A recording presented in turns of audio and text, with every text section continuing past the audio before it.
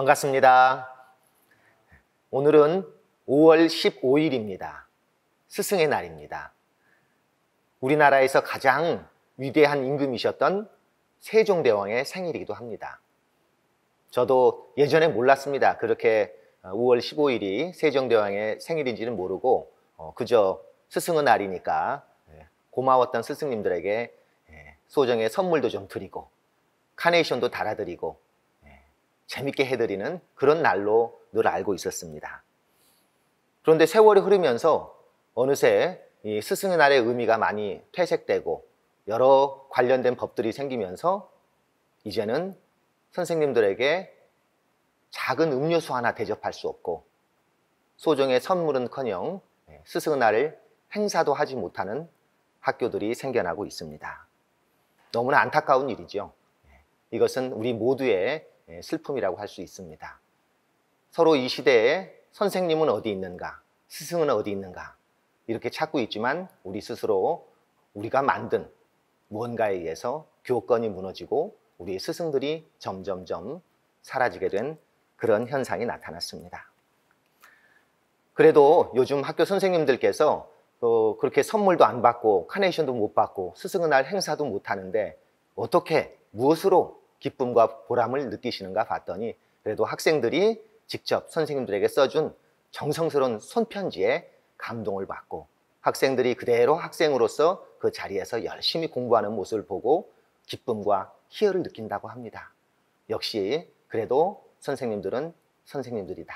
그런 생각이 들었습니다.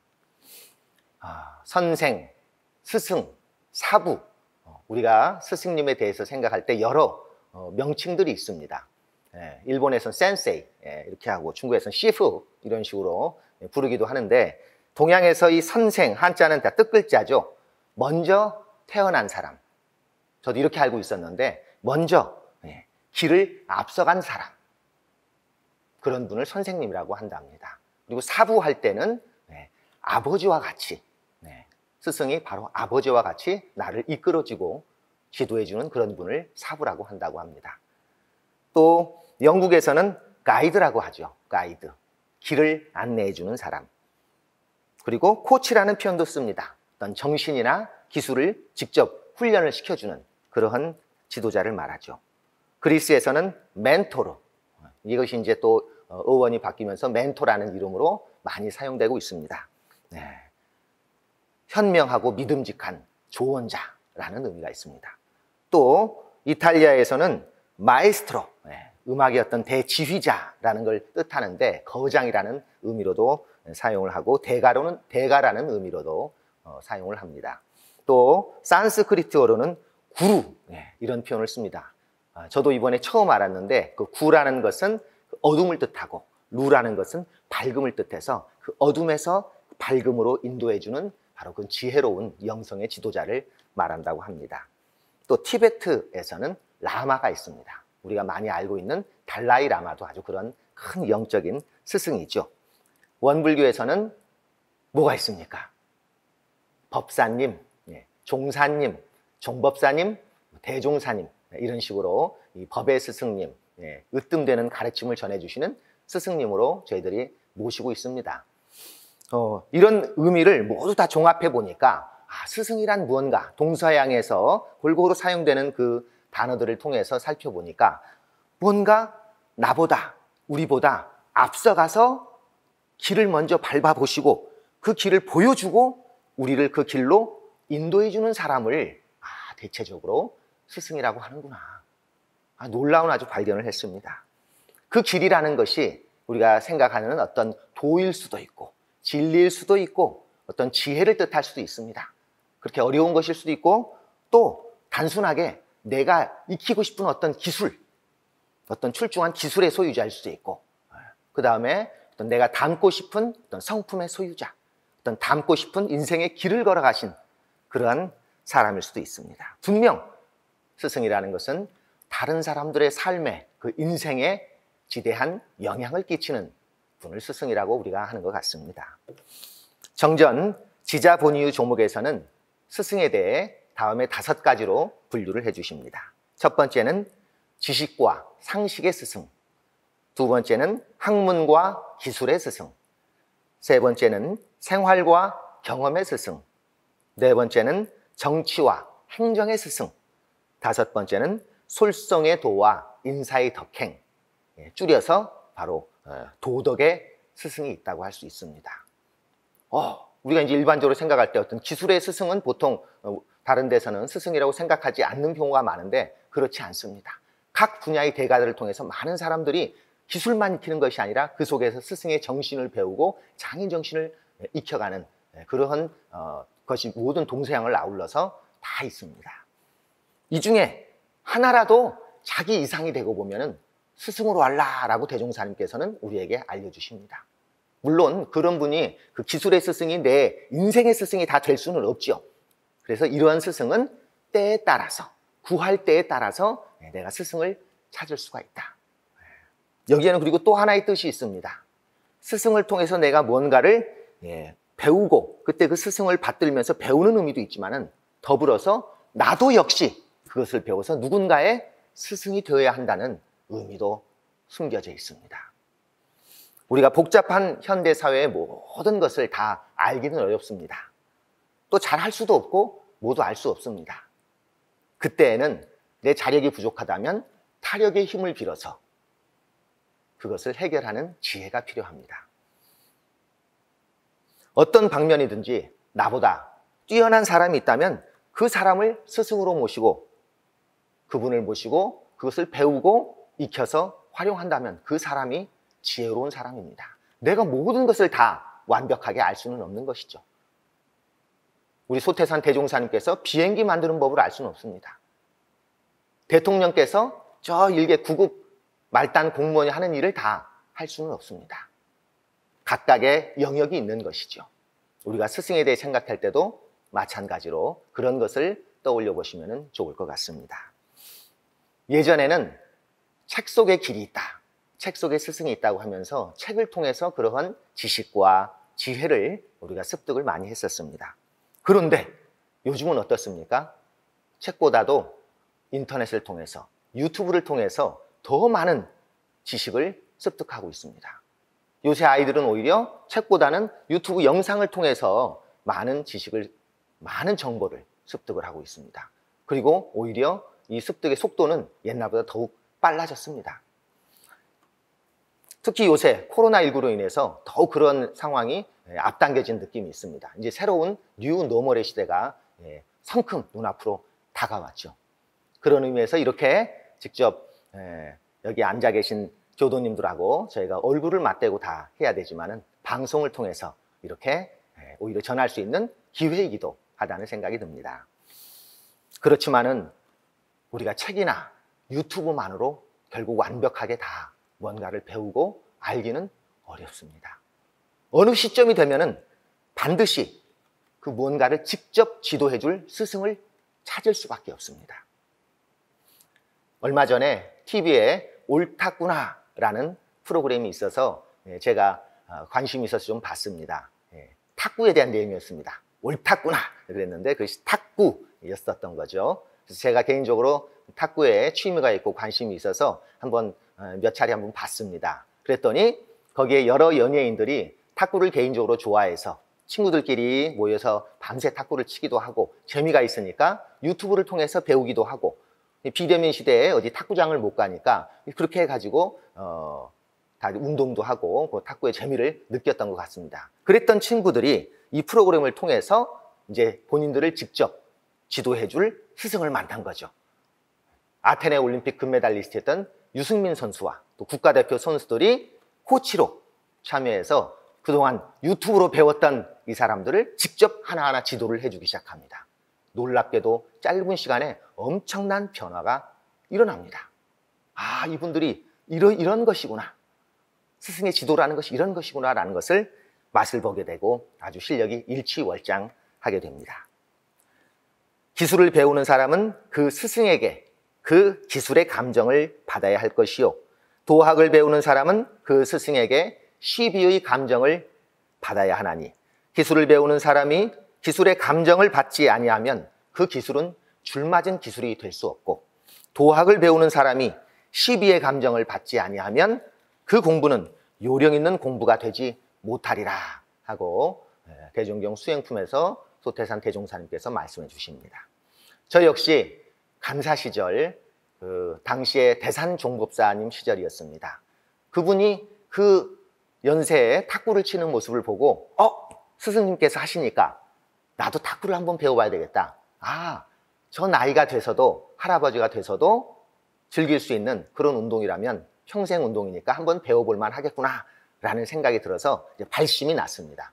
마침 제가 근무했던 총부에는 점심시간마다 식당에 탁구장이 있어서 한 두세 대가 있었는데 많은 교무님들과 간사들이 모여서 점심에 그 짧은 시간에도 탁구를 치곤 했습니다. 저는 교법에 있는 대로 지자본의 정신을 그대로 활용을 해서 묻고 배우기를 아주 즐겨 했습니다.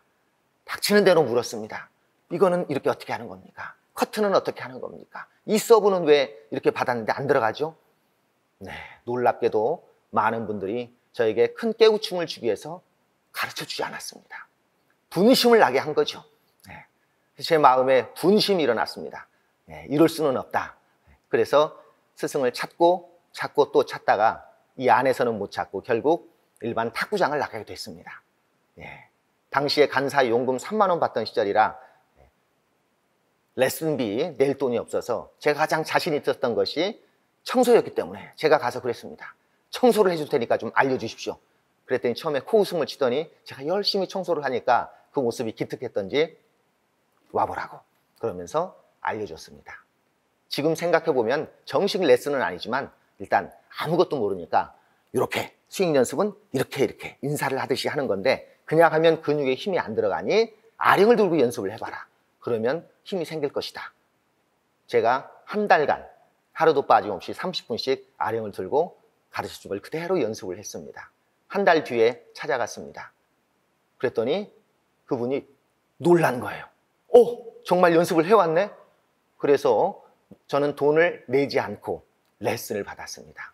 이렇게 열심히 배우는 사람이라면 가르쳐주는 맛이 있다고 하면서 그래서 열심히 저는 또 연말을 하고 훈련을 해서 그분에게 문답 감정을 받았습니다. 왜 이 커트는 이렇게 하면 안 들어갈까요?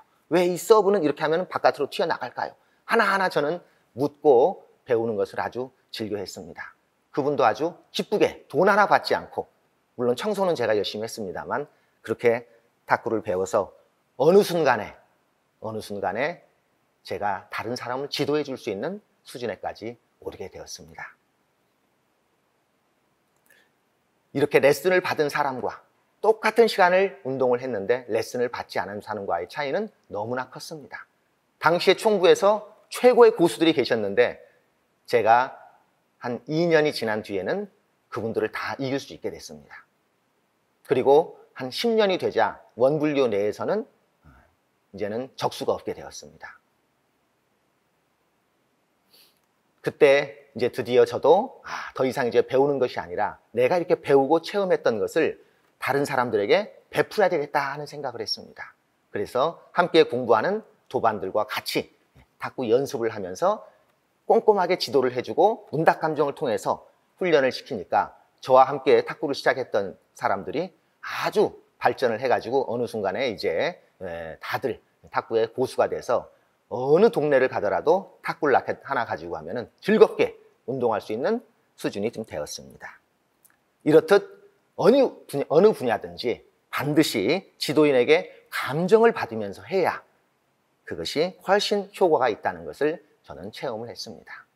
여러분들도 아마 그런 경험이 살면서 많이 있으셨을 거라는 생각이 듭니다. 정산중사님께서는 대종사님을 만나기 전 이미 영통을 하셨었습니다. 하지만 더 깊은 경지로 이끌어줄 스승을 찾아서 그 먼 경상도 성주에서 전라도 영광 땅까지 스승을 찾아오셨습니다. 그리고 당시에 변산 월명암에 계실 때 그 아래쪽에 있는 석도암의 스승이신 대종사께서 계시니까 이분을 뵙고 늘 감정을 받기 위해서 저녁에 그 컴컴한 산길을 하루도 빠짐없이 오르내리면서 스승의 지도를 받았다고 합니다. 그랬기 때문에 이분이 소태산 대종사님의 뒤를 이어서 2대 종법사가 될 수 있었던 것입니다. 대종사님께서는 앞으로 수도인들도 견성은 가정에서 쉽게 할 수 있다고 그러셨습니다. 견성은 쉽게 할 수 있다. 하지만 성부를 위해서 큰 스승을 찾아다니면서 공을 들일 것이라고 말씀해 주셨습니다. 대종사님께서 당시에 의문을 품으셨던 저 하늘의 구름은 어디에서 오는 것일까? 바람은 어디서 부는 것이지? 우리 부모의 사인이 왜 이렇게 친절하지? 이런 내용들은 이제 과학 시간에 다 배웁니다. 대종사님이 의문을 품으셨던 그런 기본적인 내용들을 우리는 상식 수준으로 이미 알아가고 있고 저 과학의 영역을 통해서 성자들이 깨달으셨던 그 진리의 내용이 하나둘씩 신비가 벗겨져 가고 있습니다. 이제 가장 중요한, 가장 큰 스승은 바로 인생의 스승입니다. 지식의 스승이 아니라 내 인생의 길을 안내해 줄 그러한 스승을 여러분은 만나셨습니까? 찾으셨습니까? 저는 출가할 때 원불교에 대해서 기본 상식이 하나도 없었습니다. 당시 원불교 교무하면은 머리는 기를 수 있는 그런 스님 아니겠는가. 성직자에 대한 개념도 명확하게 정의 내리지 않았던 때였습니다. 그저 부모님께서 가라고 해서 왔고 이 길이 세상에 유익을 주는 길이고 효도하는 길이다 라고 해서 왔을 뿐입니다. 그 당시 저에게 부모님은 최고의 멘토였기 때문에 부모님께서 인도하는 길이 나에게 좋은 길이겠거니 하고 믿고 왔었던 것입니다. 그때 원광대학교 면접을 하루 앞둔 날이었습니다. 당시에 저를 비롯해서 제 또래의 많은 학생들이 면접을 보기 위해서 하룻밤을 자는데 총부에 있는 상주선원이라는 곳에서 하룻밤을 잤습니다. 그곳에 이제 대중방이 있는데 한 8명 이상, 10명 이상이 들어가는 곳이었습니다. 그때 제 생전 처음으로 놀라운 경험을 했습니다. 전 고등학교 때까지도 술을 안 마셨는데 그때 누군가가 이렇게 분위기를 만들어서 술을 가지고 와서 같이 우리 즐겁게 한번 놀아보자. 갑자기 문이 드르륵 열리더니 한 여자 교무님께서 등장을 하셨습니다. 다들 깜짝 놀래고 이불 속에 숨고 저도 어찌 할 바를 모르고 몸이 딱 굳어가지고 있는데 정말 이제 죽었구나. 엄청 혼내시겠구나. 이런 생각을 하고 있는데 그분의 음성을 듣는 순간 더욱 충격을 받았습니다. 너무나 자비로운 음성으로 너무나 안타까운 마음으로 여러분 부처되러 오신 분들이 이게 뭐 하는 거예요? 그분은 우리를 이미 부처로 인정을 하고 계셨다는 거예요. 그때 거기 있었던 저를 포함한 여러 명의 학생들이 감동을 받았었습니다. 자주 뵐 수 없었던 종법사님과 이미 직접 만나지 못하는 소태산 대종사님보다 저에게는 가장 큰 영향력을 주신 스승이셨던 것입니다. 그 스승님을 통해서 종교인의 사랑과 자비를 느꼈고 이런 성직자라면, 이런 종교인이라면, 교무님이라면 이렇게 해야 되는구나 라는 것을 배웠습니다. 몇 년이 지난 뒤에서야 그분의 당시 나이가 39살이었다는 것을 알았습니다. 그분은 현재 금막교당 문타원 김성희 교무님이십니다. 그 이후로도 많은 스승님을 만나게 됩니다. 학생 시절 서원을 확립하게 해주신 죽산 황도국 미국 종법사님, 교화의 모범을 보여주신 교화사 월산 김일상 종사님, 훈련의 힘을 체득하게 해주신 훈련사 신산 김해봉 삼동원 교령님, 이런 여러 스승님들의 지도를 받으면서 원불교 교법 공부를 하다 보니 어느새 대종사님께서 영생의 스승이요 역대 종법사님들이 그 맥을 이어주시는 스승님들인 줄도 알게 되었습니다. 대종사님은 바로 우주자연의 이치며 인간의 시비이해에 의문을 품고 스스로 깨달음을 얻으셨습니다. 우주 만유가 스승이었고 재불재성, 일체 중생까지 다 스승을 삼으셨습니다. 그렇게 크게 의심을 품고 노력하신 끝에 큰 깨달음을 얻으셨고 깨달음을 얻으신 후에도 겸손하게 사은의 도움으로 또 그리고 서가모니 부처님께 연원을 다루셨고 재불재성 모두를 모셨습니다. 이렇듯 자기 자신을 낮췄던 대종사님이야말로 진정한 성자라는 생각이 들었습니다. 대종사님의 도덕은 사람이 사람답게 사는 길을 밝혀주십니다. 천지, 부모, 동포, 법률 등 온 우주와 모든 생명에게 은혜를 입었으니 그 은혜를 갚으며 사는 것이 사람의 도리라고 합니다. 이 도리를 인생의 요도와 공부의 요도로 밝혀주시며 이러한 길을 인도하신 스승의 지도대로 순서를 밟아 차근차근 진행하면 반드시 모든 일에 성공하고 세상에 유익을 주며 사람답게 살 수 있다고 하십니다. 이러한 소태산 대종사께서 우리에게 숙제를 주셨습니다. 사람이 세상에 나서 할 일 두 가지가 있는데 하나는 정법의 스승을 만나 성불하는 일이요. 그 둘은 대도를 성취한 뒤에 중생을 건지는 일이라. 이 두 가지 일이 모든 일 가운데 가장 근본이 되고 큰 일이 된다고 하셨습니다. 곧 스승을 만나 내가 배우고 나아가 내가 스승이 되어 남을 제도하는 성불제중입니다. 우리 모두는 누군가의 스승이 되어야 합니다. 이미 내가 알건 모르건 누군가의 스승이 기도합니다. 불효자는 불효로, 효자는 효로서 남을 깨우쳐주고 악한 사람은 악한 대로, 선한 사람은 선한 대로 다른 사람을 깨우쳐줍니다. 일을 잘 못한 사람은 못한 대로, 잘한 사람은 잘한 대로 가르침을 줍니다. 그래서 선악이 다 개오사라고 합니다. 정산종사께서는 선은 선으로서 나를 깨우쳐주고 악은 악으로서 나를 깨우쳐주나니 아울러 나를 인도하는 좋은 선생이라고 하십니다. 바로 원불교의 스승과는 오직 한 분의 스승만을 모시는 것이 아니라 모든 것을 다 스승으로 모시는 처처불상 사사불공의 의미가 담겨 있는 것이라고 할 수 있습니다. 대종사님께서는 아이가 커서 어른이 되고 범부가 깨쳐 부처가 되며 제자가 배워 스승이 되는 것이니 그대들도 어서 참다운 실력을 얻어 그대들 후진의 스승이 되고 재생의세의 큰 사업에 각기 큰 선도자가 되라고 말씀을 하십니다. 자식을 키우다 보니까 어느덧 부모님의 마음을 조금씩 이해하게 됩니다. 또 후진을 키우다 보니 스승님의 마음을 조금씩 알아가게 됩니다. 그러나 그 조금 아는 것으로는 굉장히 부족하다는 것을 많이 느끼게 됩니다. 빨리 참다운 실력을 얻고 참다운 마음의 힘을 얻어서 제대로 된 부모가 되고 참다운 스승이 되어야 되겠다라는 생각이 듭니다. 그래야 나 스스로도 사람다운 사람이 되고 이렇게 성불제중에 대해서 알려주신 스승님 은혜에 보답하는 제자가 될 것입니다. 지었으면 받는 것이고 은혜는 입었으면 갚는 것입니다. 예전에 어디 광고에서 빌렸으면 갚아야지, 이런 광고가 상당히 유행했는데 이것은 우주의 섭리인 인과의 이치입니다. 이것이 바로 지은 보은입니다. 은혜를 입었으면 반드시 갚아야 한다. 이것이 바로 또 사람으로서 사람의 도리를 밟는 것입니다. 출가할 때는 막연히 부모님께 효도하겠다는 마음으로 출가를 했는데 이 공부를 하다 보니까 어느덧 이 길이 부모님께 효도하는 것뿐만이 아니라 나에게 유익이 되는 길이었구나라는 것을 알게 되었습니다. 이 회상에 저를 인도해 주셨으니 오히려 그 은혜를 갚아야 되는데 그 은혜를 갚는 것이 다른 것이 아니라 바로 이 법대로 훈련하여 성불하고 제중하는 것이 최고의 보훈이 된다는 것을 알았습니다.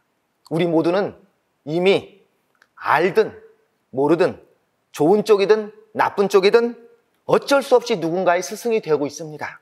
기왕 인생의 참다운 스승을 만나 원만한 인격을 이루고 누군가의 참 스승이 되어 보람 있는 인생을 살았으면 합니다.